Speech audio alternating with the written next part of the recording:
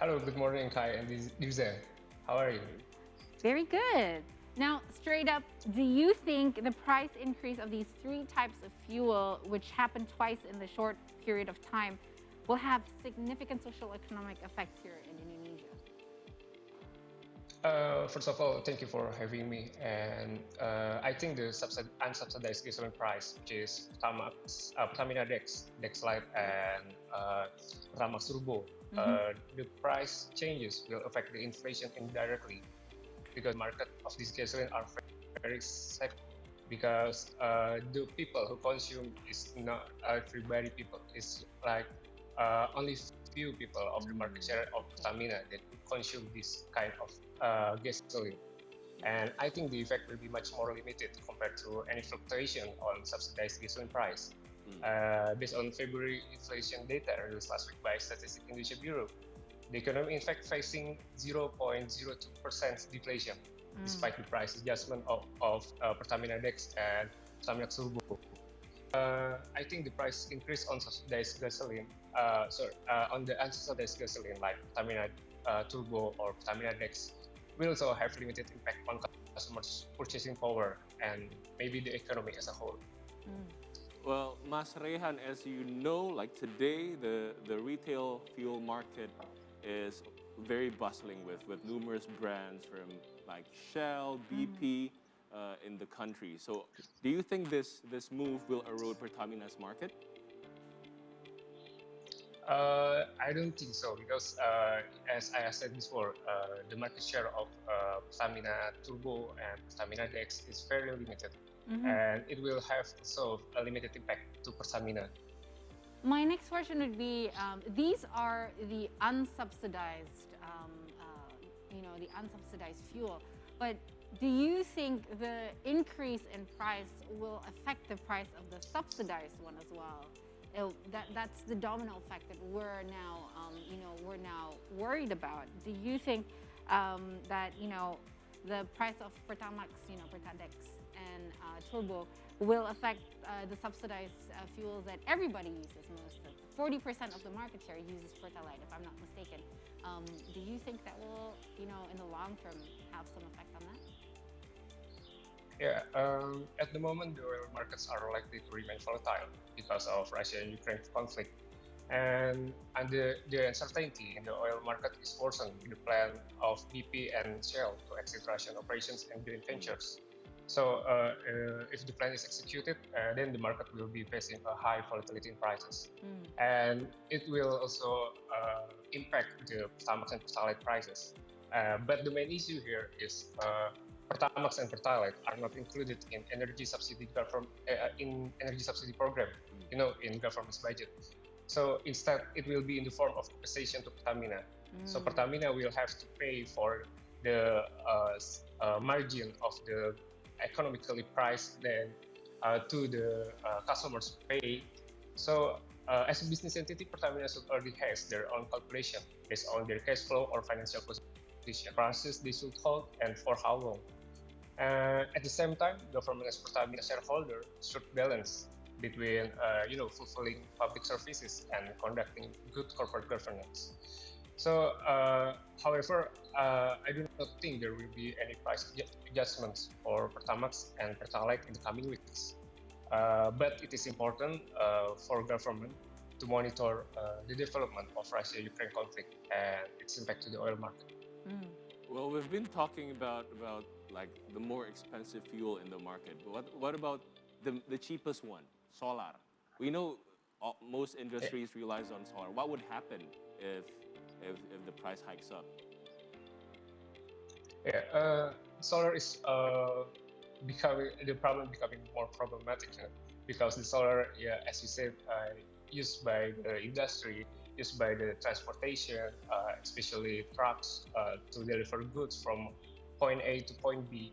And when the solar price is changed and there is an increasing price of the solar, there will be increasing prices of other goods because the logistic is the main, not main, it's like one of the cost structure that the consumer will have to face, because in Indonesia the transportation is mainly relied on the transportation by using trucks.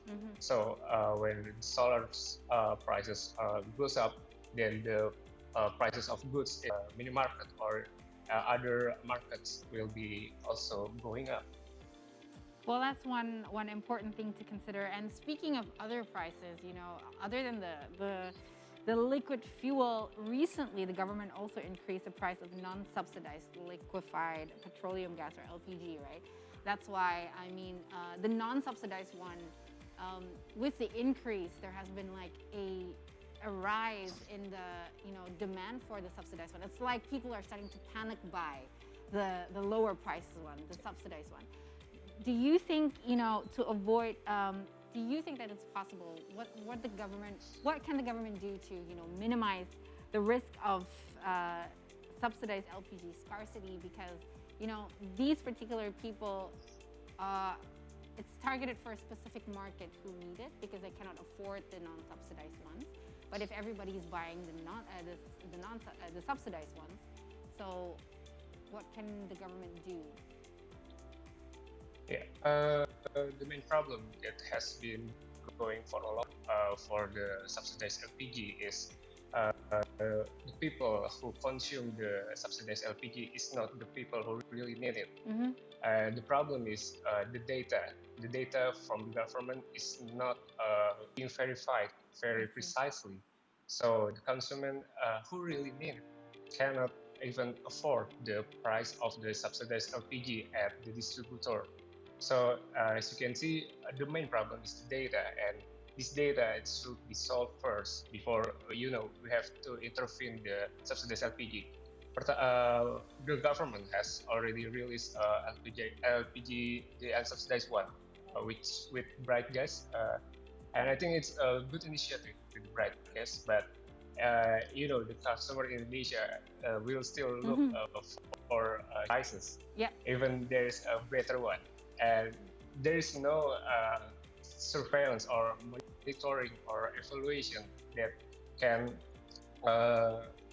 surveil the process in the market, subsidized LPG. There is no ID verifying from the consumer who wants to buy the subsidized LPG. So this is a really big problem in the data of subsidized LPG.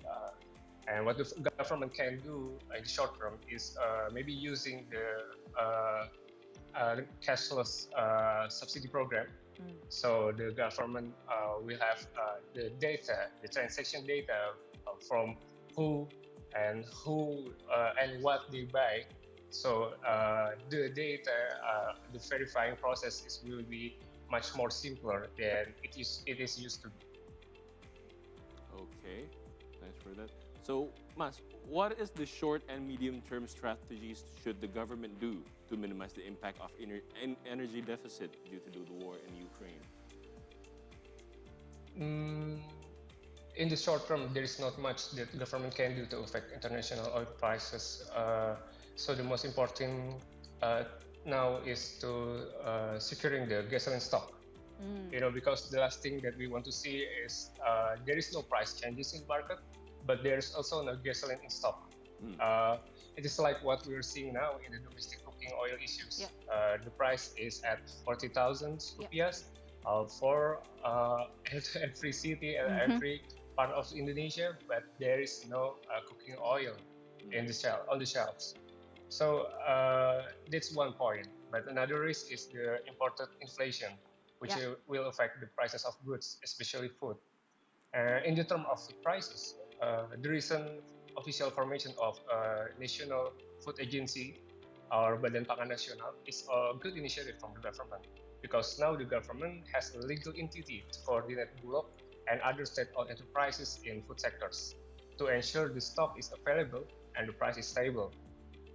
We are hoping the existence of this agency could minimize the impact of imported inflation on food prices, especially approaching the fasting month or bulan Ramadan. In I think more or less in 27 days we will be at bulan Ramadan, where when the bulan Ramadan comes, the price will tends to be higher than it's usually. Furthermore, for the longer term, government should formulate policies regarding fundamental macroeconomic assumptions and energy subsidy for the 2023 budget. Because in less than 3 months, the discussion of 2023 budget between the government and the parliament will start. Our main concern will be whether the government stick to the law number 2 of 2020, which no longer tolerate budget deficit beyond 3% to the GDP in 2023 or not. It is important because if the government stick to the law to make the deficit below the 3% of GDP, then the fiscal space that the government has, like it has today, it will be no longer sufficient. It will be much more calculation to be done in the next few months. So, but at the same time, the Russia-Ukraine conflict and high oil prices will surely be one of the main issues that to be considered for government and the parliament during the discussion of the 2023 government budget. So I just have one question. This is always now, it's scarcity, it's supply and demand, as simple as that. And my question is, how much percentage of the oil for Pertamina, for its crude oil, is imported? Because you know that is definitely going to have a huge effect long term on oil and gas prices here in Indonesia.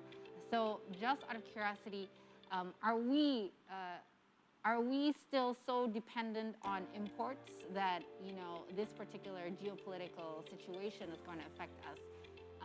How far later in long term? Because Indonesia is a net importing country for oil, so then Indonesia will still have to rely on the supply of oil in international markets.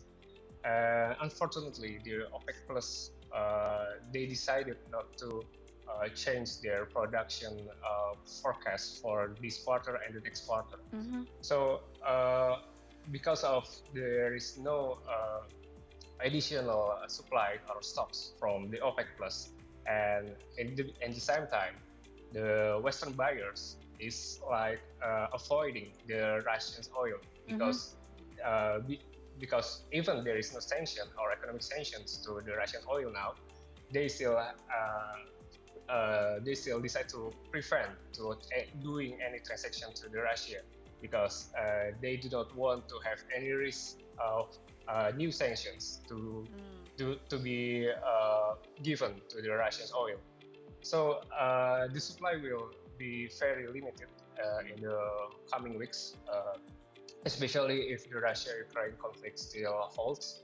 And the Indonesia, in this particular actor, Pertamina will have to readjust their balance or their calculation, whether or not they have to rely on their own supplier now, or maybe they should to find another supplier in order to save the stock that they have in Indonesia. Yeah, I just want to. I'm just really curious because recently Pertamina took over the land from Chevron, and it's actually producing as well in Indonesia, right? So is that this recent acquisition, is it enough to help our stocks and supply, or at least for the next couple of months, if international oil imports are really scarce? I do not think that the Block-Rokan will help the Pertamina issue for oil supply, because the main other issue for the oil supply in Indonesia is we do not have the refinery. From the crude oil, we have to put it in a refinery system, so we can have Pertamax, Pertamina Dex, and so on that we use for our cars and our motorcycles. So the refinery problem is being tackled by the government now by building a refinery in Kalimantan. But the most possible achievement that the Pertamina projects. The project will be done by I think 2024. So I don't think there is any short-term actions that will be available for Pertamina in the coming weeks. I see. Mas Reyhan, but I'm curious. You just mentioned they were building a refinery, but thus far, which one is cheaper? Is it cheaper to refine it overseas and send it back, or is it cheaper to just to make this multi-billion-dollar projects and use that local technology instead?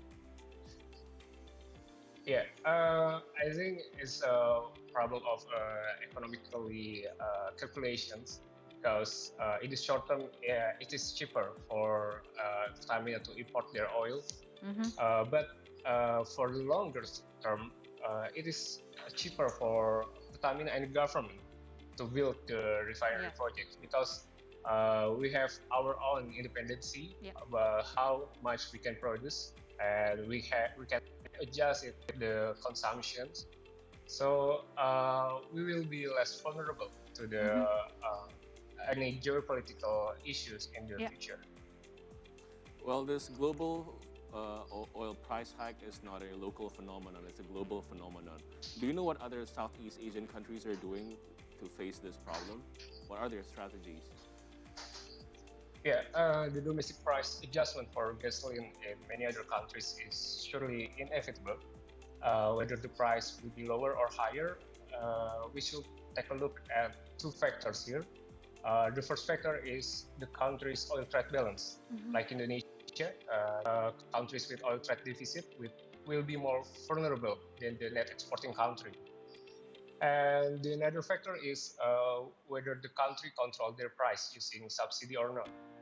For example, I do not think there will be any price adjustment for subsidized gasoline in Indonesia, at least in the near future. But on contrary, we have seen a few price adjustments for other gasoline categories, like you said, on the first session, that there are already two price increases for Pertamina Turbo and Pertamina Dex. Well, Mas Reyhan, thank you so much for your time this morning. This certainly is insightful as to the background why Pertamina has increased the oil prices twice in the recent, very recent months. And we hope to discuss with you further, and we hope to, be able to discuss with you with lots of other insightful things that, stories that might happen in the future. Thank you so much, Mas Reyhan of Lab 45. Thank you for having us on the C Morning Show.